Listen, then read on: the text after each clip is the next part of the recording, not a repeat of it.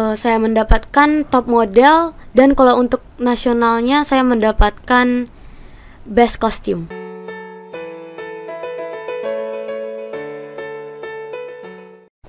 Selamat datang kembali di Prayoga Podcast. Di sekitaran Hari Kartini ini kita akan ada episode yang spesial. Karena Hari Kartini tentu sosok perempuan yang kemudian kita kenang. Sosok seorang ibu yang kemudian menginspirasi, atau sosok seorang perempuan yang kemudian menginspirasi. Kita mengundang Mikaela yang kemarin baru memenangkan salah satu kejuaraan yang cukup bergengsi. Kita nanti akan bertanya-tanya secara lebih apa yang kemudian diikuti oleh Mikaela, dan juga Mikaela hari ini didampingi oleh mamanya. Silakan perkenalkan untuk Mikaela dan juga mama. Halo semuanya, perkenalkan nama saya Mikaela Olivina. Saya bersekolah di SD Santa Maria 1 Pekanbaru. Untuk ibu? Halo semuanya, saya Agustina, saya mamanya Mikaela. Salam kenal semua. Terima kasih untuk mama dan juga Mikaela hari ini atas undangannya dan mau hadir di sini. Kalau saya lihat Mikaela ini banyak sekali prestasi yang didapat, ya, baik prestasi dalam bidang akademik maupun prestasi dalam bidang non akademik. Salah satunya yang kemarin baru mendapatkan juara, ya, salah satu juara adalah di kontes Putri Cilik Indonesia tahun 2021, berarti tahun kemarin, ya. Iya. Mikaela bisa ceritakan bagaimana pengalaman mengikuti lomba tersebut? Pengalamannya sangat luar biasa. Saya mendapatkan teman baru, informasi baru yang saya dapatkan dari teman-teman yang mewakili provinsinya masing-masing, seperti kebudayaan mereka. Saat pengalaman mereka berada di ajang ini juga, saya sangat kagum dengan diri saya, karena saya bisa sampai di sini. Saya bangga dengan diri saya. Jadi senang bisa ikut perlombaan itu, ya. Berapa ini pesertanya? Kalau Lebih dari 40. lebih dari 40 dari terbuka untuk semua provinsi, ya. Iya. Dan Mikaela ini mewakili Riau untuk menjadi putri cilik di istilahnya di nasional, ya, tingkatnya. Kalau mama sendiri bagaimana pengalaman mendampingi selama misalnya prosesnya juga panjang, ya, Bu, bisa diceritakan mama dari proses misalnya dari awal seleksi di provinsi bisa jadi lalu sampai ke taraf nasional nih, Bu. Jadi Mikaela ini mau mengikuti beberapa tahap. Dimulai dari proses di tingkat kabupaten atau kota madya, di mana Mikaela itu mulai mengikuti untuk tingkat kota madya Pekanbaru, dan dia terpilih untuk menjadi salah satu finalis dan mengikuti grand final untuk tingkat provinsi pada bulan Mei tahun 2021 lalu. Kemudian Mikaela melakukan persiapan untuk mengikuti tingkat nasional, yaitu pada bulan November 2021 kemarin, Pak. Itu seleksinya apa aja, Bu, biasanya, Bu, yang dilakukan oleh pihak penyelenggara?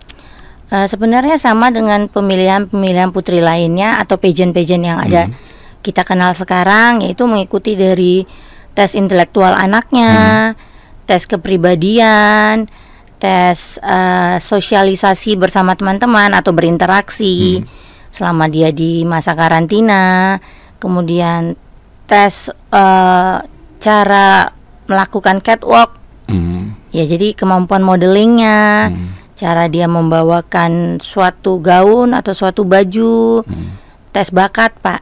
Jadi macam-macam, termasuk juga tes wawancara. Biasanya kan penilaian ada 3B itu, ya, Brain, Beauty, and Behavior itu, ya. Kecerdasan, kemudian tentu karena proses kecantikan untuk kecantikan dinilai, dan juga perilaku itu, ya, yang dinilai yang tadi ceritakan oleh Ibu. Kalau Mikaela sendiri bagaimana pengalaman mulai dari kabupaten tadi, ya, kemudian ke tingkat provinsi itu, pengalaman apa yang didapat ketika di masing-masing tahap itu? Dari awal saya di kota atau kabupaten ini, saya merasa kayak, wah, ini banyak banget, bisa nggak ya aku ini, ya. Nah, lalu saya tetap menikmati acara itu sampai akhirnya saya menjadi juaranya, dan saya senang gitu. Kalau dari perlombaan Putri Cilik itu sendiri, apa yang paling berkesan? Yang paling berkesan itu dengan teman-temannya. Lalu kayak penampilan games-gamesnya. Seperti itu. Dia ajari banyak hal ya, banyak pengalaman baru. Tadi Mama cerita, serius saya kadang manggil Mama, kadang manggil Ibu. Nggak apa-apa Pak. Iya, gitu. Apa namanya? Banyak pengalaman, artinya tadi sampai kemudian busana, kemudian bagaimana tiketot, bagaimana berjalan yang baik gitu ya untuk seorang model itu diajari itu ya. Itu. Tapi biasanya kalau kan ada wawancara juga, apa yang biasanya ditanyakan kalau wawancara? Biasanya ditanyakannya dia berasal dari mana, lahirnya di mana, lalu sekolahnya juga di mana, pernah tidak ikut acara seperti ini, bagaimana kalau dia memenangkan acara ini, dia akan melakukan apa gitu. Jadi kemarin yang Mikaela istilahnya nominasi yang didapat apa itu kemarin? Saya mendapatkan top model, dan kalau untuk nasionalnya saya mendapatkan best costume, traditional costume. Memakai baju Melayu Riau. Oh, Melayu Riau. Jadi yang menjadi best kostum ini baju Melayu Riau yang digunakan itu ya. Saya juga lihat foto-fotonya, nanti kita tampilkan foto-fotonya juga supaya teman-teman kita yang lain juga melihat gitu ya.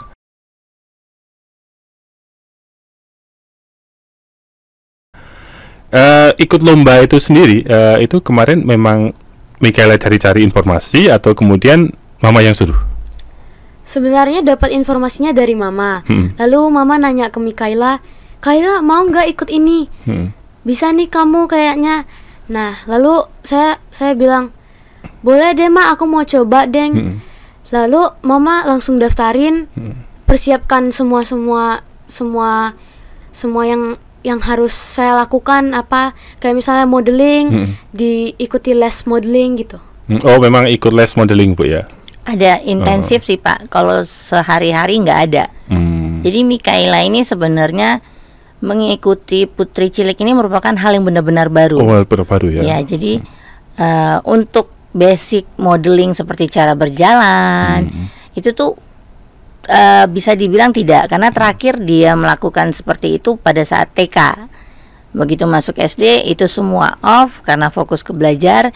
Kemudian bagaimana berbicara, bertingkah laku di depan orang, bagaimana memakai suatu gaun. Nah, di situ benar-benar hal baru bagi Mikaela sendiri sebagai anak yang mengikuti lomba, dan saya sebagai mamanya yang mendampingi.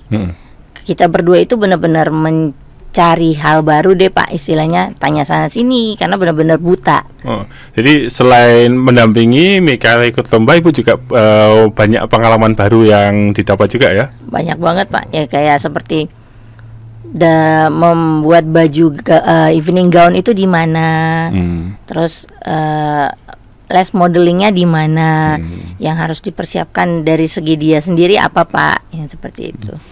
Tapi Mama sendiri apa namanya bagaimana cara kemudian yang dilakukan Mama sendiri untuk bisa mengenal Mikaela punya potensi di sini, itu bagaimana caranya? Sejak mereka kecil, jadi termasuk kakaknya juga, mereka berdua itu saya selalu berusaha mengenalkan hal-hal baru Pak. Ya misalnya memperkenalkan melukis, menggambar, terus berenang, pergi ke tempat-tempat wisata misalnya, atau menonton film. Nah, sambil memperkenalkan itu saya juga melihat bagaimana respon mereka. Karena saya percaya bahwa setiap anak itu sebenarnya dilahirkan pintar, cerdas. Benar. Cuma bagaimana perkembangannya adalah bagaimana kita bisa menemukan potensi mereka. Bagaimana bisa mengembangkan dan mengarahkannya untuk menjadi yang lebih baik. Nah, jadi kalau saya juga termasuk berterima kasih sekali kepada TK Santa Maria, karena selama anak saya bersekolah di sana pada saat masa TK, Mikaela ini dikenalkan dengan berbagai macam hal Pak. Jadi dia mengikuti modeling seperti yang saya bilang sebelumnya, ikut marching band, diajarkan menari, dan itu semua disalurkan dengan memberikan mereka kesempatan misalnya untuk mengikuti lomba nari, lomba nyanyi, tampil di mall. Nah, dengan melihat bahwa dia punya potensi dengan dia mengikuti berbagai macam itu, dan ditambah dengan di rumah saya melihat mereka bagaimana, disitulah terus saya juga melihat mereka ingin nggak, mau nggak, karena kan kita tidak bisa memaksakan Pak. Mau istilahnya kita leskan ke tempat terbaik pun, mau kita sediakan fasilitas sebagus apapun, tapi kalau seandainya anaknya memang tidak punya keinginan, tidak berminat, ya akan sia-sia. Nah, kebetulan Mikaela ini mau untuk mencoba hal-hal baru dan didukung dengan memang ternyata Mikaela mempunyai potensi Pak. Jadi itulah yang sampai sekarang yang kalau seandainya saya lihat dia mempunyai bakat bernyanyi, saya leskan vokal. Kemudian kemarin untuk mengikuti Putri Cilik ini saya ikutkan les modeling karena dan cara berbicara, public speaking seperti itu. Jadi apa yang mereka punya dan mereka mau, saya carikan sarana dan prasarana dan saya dukung. Jadi pertama-tama tadi yang saya simak dari cerita Mama kan memperkenalkan banyak hal gitu ya. Karena di TK juga diperkenalkan dengan profesi-profesi ya. Kalau saya lihat di Facebooknya TK, profesi apa itu diperkenalkan sehingga terbuka, dan Mama memberikan peluang untuk Mikaela ini mengenal banyak hal, terus kemudian mana yang kemudian dilihat paling disukai gitu yang kemudian dikembangkan gitu ya. Tapi kalau saya lihat Mikaela banyak ya, dari mulai TK sampai sekarang banyak perlombaan dan diikuti dan banyak juaranya. Solo song pernah ya? Pernah. Solo song, terus kemudian spelling bee. Pernah juga Pak. Pernah gitu kan. Ini kan banyak perlombaan yang kemudian diikuti dari TK sampai sekarang. Apa hal yang kemudian sebenarnya istilahnya apa ya, memotivasi atau membuat Mikaela itu terdorong untuk ikut-ikut perlombaan itu? Memang dari diri sayanya mau gitu karena saya tertarik dengan yang lomba-lomba gitu, dan saya terinspirasi sama Mama karena Mama kan juga masuk Universitas Indonesia, berarti universitas yang bergengsi. Nah, saya mempersiapkan itu juga mulai dari kecil sampai sekarang. Itu untuk saya sampai untuk masa depan saya ingin saya menjadi bagus seperti Mama gitu. Berkompetisi gitu ya. Tapi dalam perlombaan pernah ternyata tidak juara satu gitu pernah? Pernah. Gimana rasanya kalau nggak juara gitu? Saya biasanya kalau tidak juara itu saya sedih. Kayak tanya ke Mama gini, kenapa adik nggak bisa juara? Lalu saya kayak ya sedih, tapi saya tahu kekurangan saya di mana. Itulah makanya saya mau mengikuti lomba-lomba itu untuk lebih mengembangkan diri saya. Artinya kalau perlombaan itu sportivitas yang menjadi tekanan ya kalau lomba-lomba itu. Jadi kalau biasanya Mama, kalau misalnya Mikaela lomba lalu kalah misalnya atau tidak mendapatkan juara satu, biasanya apa yang Mama lakukan gitu? Yang pertama saya lakukan, saya mengatakan kepadanya bahwa nggak apa-apa. Kekalahan itu bukan berarti bahwa kamu lebih bodoh, bukan berarti kamu lebih tidak baik dibanding yang lain. Tapi mungkin kesempatan kamu belum ada. Terus jadikanlah itu sebagai acuan atau patokan buat kamu untuk berusaha lebih baik. Karena saya juga mengatakan bahwa kekalahan itu adalah kemenangan yang tertunda. Dan saya juga mengajarkan sikap sportivitas yang seperti tadi Bapak bilang bahwa semua orang itu mempunyai kesempatan yang sama dalam suatu perlombaan. Nah, tapi banyak hal yang bisa membuat mereka menjadi lebih baik daripada kamu. Misalnya mereka bekerja lebih keras daripada kamu, lebih banyak belajar. Nah, berarti itulah yang harus adik lakukan. Kalau saya suka bilangnya, jadikan ini sebagai suatu pengalaman. Kalau menang itu bonus. Menang bonus. Iya. Artinya di satu sisi proses yang kemudian proses bagaimana menuju itu yang menjadi salah satu tekanan ya. Artinya bukan pertama-tama pada hasil, tapi terutama dari pengalaman yang didapat, terus kemudian tadi sportivitas yang kemudian bisa didapat dari situ. Karena ya kalau tujuan pertama-tama menang, kalau nanti misalnya tidak juara satu kan menjadi sangat kecewa, padahal tidak hanya itu gitu ya, tidak hanya itu. Karena kita melihat, saya sering melihat itu kalau di kejuaraan itu di komika itu atau di kontes menyanyi. Bukan, kan kita lihat di TV itu bukan yang juara pertama yang kemudian sukses di karir ya. Kadang-kadang yang juara-juara lain itu sukses. Saya lihat yang Yang saya sering lihat kan sekarang komika itu yang artinya banyak gitu ya di YouTube, itu bukan orang-orang yang juara satu yang kemudian istilahnya dia bisa membuat karir yang sukses, tapi orang yang mau mengembangkan kalau saya lihat. Nah, mau mengembangkan diri untuk terus-menerus ya, mengeksplor diri gitu ya. Jadi kalau saya lihat yang Bu Mikaela ini kan baik di akademi, kalau saya baca di Facebooknya si Santa Maria 1 itu juara 1 ya dari kelas 1 gitu ya, dan juga istilahnya kecerdasannya bisa berkembang. Bagaimana pendampingan yang Ibu lakukan selama ini? Kalau selama ini saya selalu mengajarkan kepada Mikaela bahwa kepintaran itu tidak hanya kepintaran akademis. Cuma memang itu adalah menjadi dasar untuk kamu bergerak. Tetapi harus didampingi dengan yang lain. Jadi saya suka bilang bahwa pintar otak itu untuk zaman sekarang nggak mutlak untuk menjadi kamu memperoleh masa depan yang lebih baik. Tapi harus dalam tanda kutip pintar-pintar. Jadi kalau seperti kata teman-teman motivator itu bahwa otak kiri itu tidak menjadi jaminan bahwa kita menjadi baik, tapi juga otak kanan. Jadi di sini saya berusaha mengatakan sama Mikaela bahwa selain kamu bagus di pelajaran, kamu juga harus bisa mempunyai hal-hal yang lain yang dapat mendukung kamu nantinya kalau terjun ke masyarakat. Nah, itulah makanya kenapa saya kenalkan mereka ke berbagai macam hal, Pak, mengikutkan mereka ke berbagai macam perlombaan supaya dia memperoleh berbagai macam pengalaman yang dapat membentuk dirinya menjadi diri yang lebih baik. Rasanya memang itu yang apa ya, tepat Bu ya, memang karena kalau kita hanya memfokuskan pada satu pelajaran itu kan, karena saat kita real hidup, nggak hidup bermasyarakat, tentu kita nggak ditanya soal pelajaran ya Bu ya.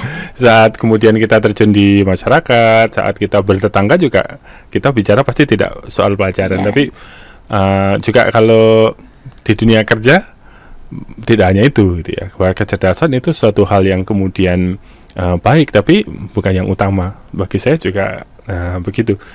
Bagaimana kita mengunci jaring gitu kan, bangun jaring, bagaimana kita mengaktualisasikan diri, itu juga suatu hal yang utama itu. Jadi kalau Mikaela memang bagi saya anugerah khusus juga bagi saya, karena banyak hal yang kemudian bisa gitu ya, banyak hal yang kemudian bisa bagi saya ini sesuatu hal yang luar biasa sendiri juga yang dimiliki oleh Mikaela. Kalau kedepannya apa yang ingin dikembangkan dengan istilahnya dari bakat-bakatmu yang banyak ini, apa yang kemudian ingin dikembangkan ke depan? Kalau sekarang saya tertarik ke menari, dance gitu. Mungkin saya bakal ikut lomba-lomba menari, atau enggak tetap mengembangkan diri untuk di dance gitu. Lebih dance ya. Jadi sekarang dengan era media sosial itu menjadi sangat terbuka untuk banyak hal gitu kan. Mungkin saat saya remaja dulu kan jumlah pekerjaan itu kan sedikit, tapi saat ini kan jumlah pekerjaan itu menjadi unlimited bagi saya ya, karena dunia media sosial dengan YouTube bisa menari, buat konten itu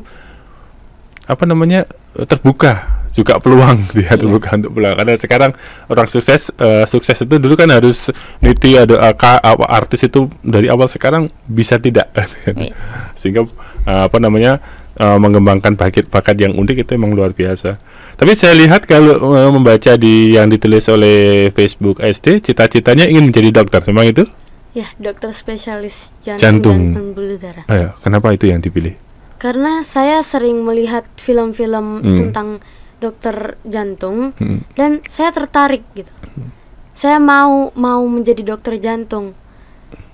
Hebat dan dia tidak peduli kapan waktunya. Kalaupun dia bisa menolongnya waktu itu, tepat waktu, dia akan menolongnya seperti itu. Jadi yang ingin dilakukan untuk menjadi dokter jantung itu cita-citanya karena bisa menolong orang lain, gitu kan. Dan spesialis yang dipilih beda dengan mama ya.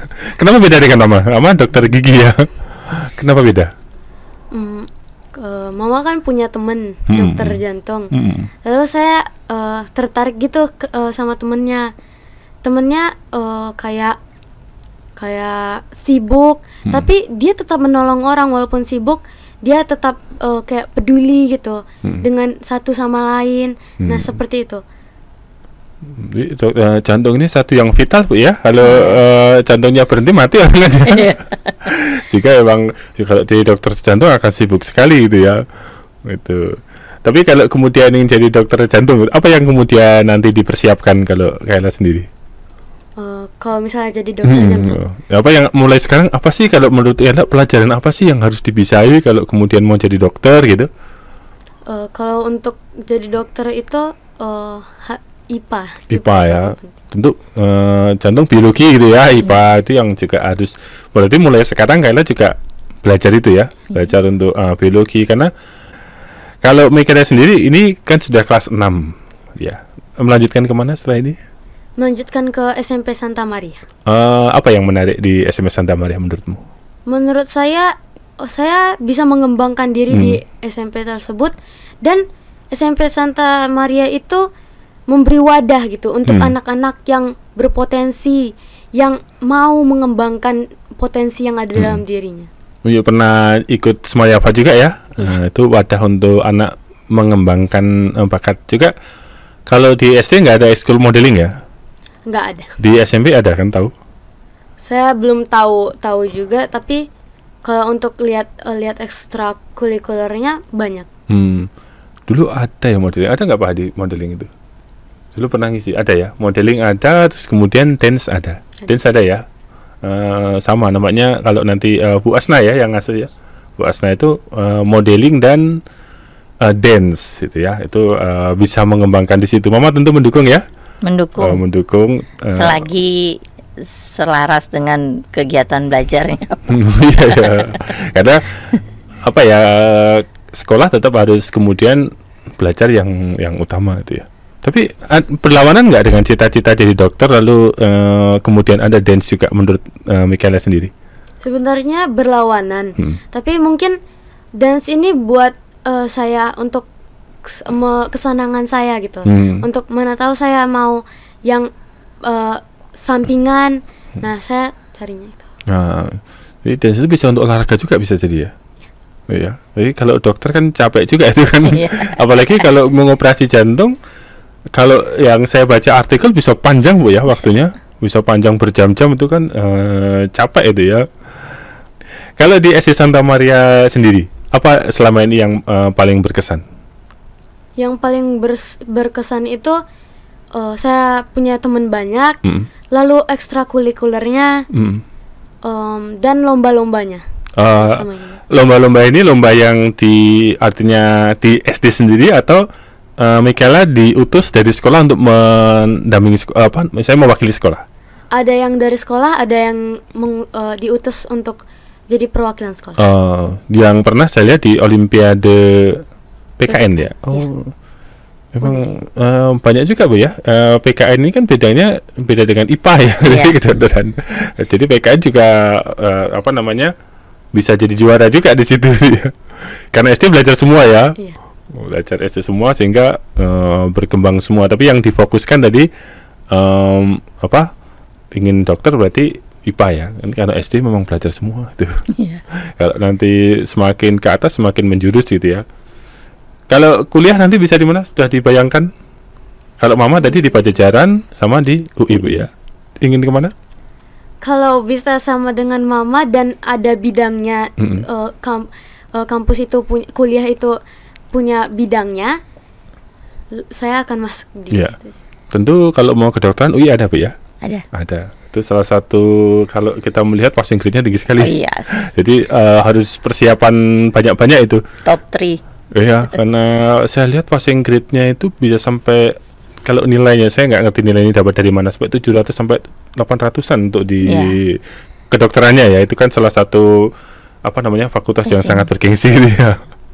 Itu ya, berarti kalau emang itu tahu itu juga dipersiapkan sejak awal. Jadi di luar hobinya juga pelajaran menjadi hal yang utama. Tadi motivasi untuk menjadi dokter juga menolong gitu ya. Tapi berkaitan dengan cita-cita Mika ini, bagaimana Ibu mendampingi juga? Saya tetap mendampingi dia, Pak. Misalnya kalau seperti sekarang dia ingin menjadi dokter jantung, dan kebetulan kan bidang saya juga tidak jauh berbeda. Nah, memang dari sekarang itu udah saya berikan informasi kepada dia bahwa kalau kamu mau menjadi dokter jantung, yang harus kamu lakukan adalah minimal kamu mempertahankan nilai yang ada sekarang. Jadi anak kedokteran itu nggak gampang. Di saat teman-teman yang lain sibuk ya istilahnya di luar kampus, bukan di dalam hal mata kuliah, kamu akan sibuk dengan buku-buku, dengan praktikum-praktikum. Saya bilang dan ya istilahnya waktu belajar kamu pasti akan lebih daripada teman-teman yang lain. Dan tapi saya bilang sama dia, bonusnya adalah yang kamu rasakan di belakangan. Saya bilang ya kayak menjadi seorang dokter itu kan jam kerjanya kalau yang formal kan tidak selama atau tidak selama teman-teman yang di bidang lain. Nah, terus dengan memberikan bacaan-bacaan mengenai biologi, Pak. Jadi seperti ada ensiklopedia yang misalnya manusia ini kayak begini, minimal yang menarik perhatian dan minatnya untuk membaca lebih banyak. Seperti itu. Jadi karena kedokteran ini kan jurnalistik ya. Kalau apalagi terkait jantung gitu ya. Kalau belajar komputer salah nyolokkan mati komputer. Ada error. Jadi kalau kedokteran apalagi jantung kan istilahnya memang harus kuasai sekali gitu kan. Saya jurnalistik kalau salah nyawa manusia yang menjadi taruhannya. Mungkin begini sih Pak, kalau saya bilang sama dia bahwa jangan anggap itu sebagai suatu beban. Iya, itu motivasi. Tapi, kan. Jadikan itu sebagai kesenangan kamu. Karena apapun yang kita lakukan, apapun yang kita pelajari, kalau kita senangi, kita pasti akan lebih menguasai. Ya. Seperti itu. Dan dokter ini selain profesi juga suatu hal yang menyelamatkan manusia, gitu ya, menyelamatkan orang, gitu ya. Sebenarnya ada kesenangan tersendiri sih Pak, seperti kayak saya dokter gigi anak. Dengan melihat anak itu menjadi tidak sakit gigi, melihat dia tersenyum keluar dari tempat praktek, itu menjadi suatu kesenangan dan menambah semangat, memotivasi saya untuk melakukan yang terbaik lagi. Seperti itu. Jadi kalau bagi Mikaela, saya selalu mengatakan bahwa senangilah pekerjaanmu, senangilah kegiatanmu, hasil yang terbaik pasti akan menyusul. Dan jangan lupa bahwa untuk berdoa kepada Tuhan bahwa semua yang kamu lakukan itu akan tercapai dengan baik, akan dilaksanakan dengan baik bila diberkati oleh Tuhan. Itu yang selalu saya bilang sama Mikaela dan kakaknya. Jadi memang profesi dokter ini suatu hal yang istimewa. Kalau Mama tadi cerita melihat anak senang keluar dari klinik gitu ya, gigi itu menyenangkan. Apalagi kalau pengalaman Mikaela dokter jantung melihat manusia, istilahnya pasien yang sudah tidak ada harapan lalu kemudian sembuh. Itu kan berarti menyelamatkan kehidupan seseorang gitu kan. Karena manusia tidak hanya dirinya tapi juga keluarganya kan yang kemudian dibuat bahagia. Itu suatu hal pengalaman yang nanti luar biasa gitu ya. Oke, banyak hal yang sudah kita bicarakan. Saya ingin di akhir ini pesan-pesan dari Mama dan juga Mikaela terhadap SD Santa Maria sendiri. Apa yang harus ditingkatkan ke depannya? Kalau menurut Mama sendiri apa dari SD Santa Maria sendiri? Sejauh ini SD Santa Maria itu sudah baik, Pak. Sudah memberikan wadah kepada anak-anak untuk berkembang dengan mengadakan lomba-lomba intrasekolah maupun mengikutkan mereka ke lomba-lomba di luar sekolah. Mungkin sebagai masukannya adalah anak-anak diberikan wadah yang lebih besar, mungkin dengan memberikan ekstrakurikuler yang lebih beragam, mengikutkan ke lomba-lomba yang lebih banyak di luar dan memberikan kesempatan yang sama kepada setiap anak. Karena setiap anak itu pasti punya potensi, hanya belum muncul pada saat itu. Dan tugas sekolah adalah membimbing anak-anak untuk menemukan potensinya masing-masing gitu ya. Kalau Michaela sendiri, apa yang kemudian ingin disampaikan atau apa sih yang kemudian perlu ditingkatkan misalnya kepada sekolahmu gitu yang nanti akan ditinggalkan gitu ya? Menurut saya yang lebih ditingkatkan itu misalnya kayak ada anak yang sebelumnya tidak pernah muncul, tidak pernah mengikuti lomba-lomba, diikuti lomba, dikasih pengarahan, dan seperti kata mama saya, setiap anak punya potensinya sendiri, dan lomba itu bukan hanya itu saja, kan ada yang lebih banyak dari itu, dan mungkin SD Santa Maria bisa mengikuti membuat anak itu menjadi perwakilan sekolah dan membimbingnya gitu. Oke, terima kasih. Hal yang menarik yang kita bicarakan hari ini adalah bagaimana orang tua dan juga guru di sekolah mengenal bakat anak, karena bakat anak itu masing-masing berbeda. Dan tugas sebagai orang tua dan tugas sebagai sekolah untuk bisa menemukan dan juga mengembangkannya. Saya selalu ingat dengan yang sering dikutip dari orang mengatakan itu dari Albert Einstein, bahwa mengatakan menilai kecerdasan kemampuan ikan dari kemampuannya memanjat pohon, maka itu sesuatu hal yang tidak adil. Maka sekolah dan juga sebagai orang tua, kita semua sebagai orang tua adalah mengenal bakat anak yang sesuai dengan bakat dan minatnya, kemudian mengembangkan itu menjadi sesuatu yang optimal. Ada lagi yang ingin disampaikan, Mama? Atau Kayla? Mungkin ini sih Pak, saya berterima kasih kepada SD Santa Maria, TK Santa Maria, dan kepada Yayasan Prayoga karena telah membentuk anak saya menjadi seorang anak yang mempunyai karakter yang baik. Karena tidak hanya dari segi pendidikan akademis, tetapi mereka juga dibekali dengan nilai agama yang baik, nilai disiplin yang baik, sehingga anak-anak kami itu bisa menjadi seseorang yang mempunyai karakter baik, yang tahan banting ya istilahnya terhadap apa yang ada di masyarakat. Jadi mereka istilahnya tidak menjadi anak yang lemah, mampu berdiri diri sendiri, mempunyai kemampuan akademis yang bagus. Jadi terima kasih sekali lagi kepada Yayasan Prayoga, TK Santa Maria, dan SD Santa Maria 1 Pekanbaru. Oke, terima kasih. Kita melihat pesan yang baru lagi setelah yang tadi, bahwa sekolah tidak hanya mengembangkan dari segi kognitif, namun dari segi afektif dan juga kemampuan untuk bersosialisasi. Terima kasih Mama, terima kasih Michaela telah hadir di Prayoga Podcast siang hari ini. Banyak hal yang telah kita bicarakan, dan akhir kata kita ucapkan bye-bye, selamat kepada teman-teman semua di hari Kartini ini. Selamat untuk semua ibu, semua anak perempuan untuk semakin bisa berkarya di bidang pekerjaannya masing-masing. Bye-bye. Bye.